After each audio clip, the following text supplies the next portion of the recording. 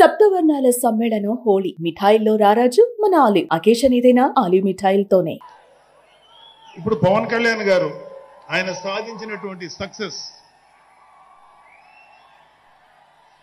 ఆయన సాధించినటువంటి విజయం మనం ప్రత్యేకంగా చెప్పుకోకర్లా. 100% స్ట్రైక్ రేట్ తోటి ఆయన అద్భుతమైన విజయాన్ని సాధించడంతో పాటు అటు రాష్ట్రంలోనూ దేశంలోనూ ప్రభుత్వాలు నిలబెట్టడానికి ఒక వెన్నెముకగా నిలిచారు. సో ఆయన గురించి ప్రత్యేకంగా ఏమి మాట్లాడక్కర్లేదు, ఎందుకంటే చాలా మంది చాలాసార్లు మాట్లాడుతున్నారు. మనం తెల్లారులేస్తే టీవీల్లో అన్ని చోట్ల చూస్తున్నాం. ఆయన తీసుకున్నటువంటి Panchayati Raj, water works, forest department ఎంత ఎఫిషియెంట్గా పనిచేస్తున్నారో, అలాగే మన మినిస్టర్లు తీసుకున్నటువంటి ముఖ్యమైన శాఖలన్నీ కూడా ఎంత ఎఫిషియెంట్గా పనిచేస్తారో మనందరం చూస్తున్నాం. సో స్పెసిఫిక్గా కళ్యాణ్ బాబు గారు ఎంత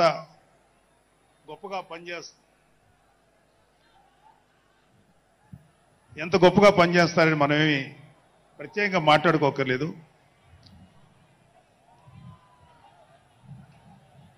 సో అయితే ఎన్ని మాట్లాడినా ఒక విషయం అయితే మనం మాట్లాడుకోవాలి.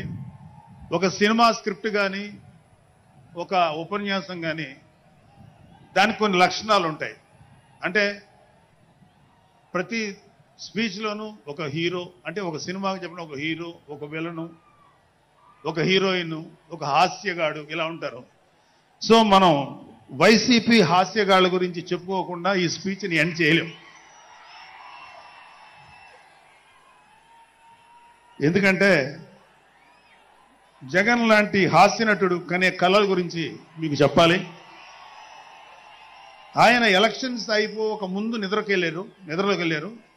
ఇప్పటికి నిద్ర లేవాలి. అప్పుడప్పుడు నిద్రలో లేచి కలవరిస్తుంటారు. మొన్న కూడా ఒక మాట చూశారు. కళ్ళు మూసి తెరిచేలోగా 9 నెలలు అయిపోయినాయి, ఇంకెంత, ఇంకాసారి కళ్ళు మూసి తెరిచేలోపుగా 5 ఏళ్ళు అయిపోతాయి, ఆ తర్వాత అధికారం మాదే అని ఆయన మాట్లాడుతుంటే అంతకన్నా ఏ హాస్యగాడు కూడా అంత అద్భుతంగా చేయలేడు. అంత అద్భుతంగా హాస్యం చూపిస్తున్నారు ఆయన. కానీ ఆయనకి నా సలహా ఏంటంటే, సార్ మీరు నిద్రలోనే ఉండండి, అప్పుడప్పుడు కలవరించండి, తప్పులేదు. ఇంకొక 20-30 ఏళ్ల తర్వాత మీరు కల్లో నుంచి బయటికి రండి, అప్పుడు దాకా మిమ్మల్ని ఎవ్వరూ డిస్టర్బ్ చేయరు. ఇది నాకు మనస్ఫూర్తిగా నేను మీకు ఇచ్చే సలహా. మీరు 20 ఏళ్ల తర్వాత మేలుకోండి, ఆ తర్వాత మీ ఇష్టం. మేమైతే 20 ఏళ్ల దాకా మిమ్మల్ని హ్యాపీగా పడుకోమనే సలహా ఇస్తున్నాం.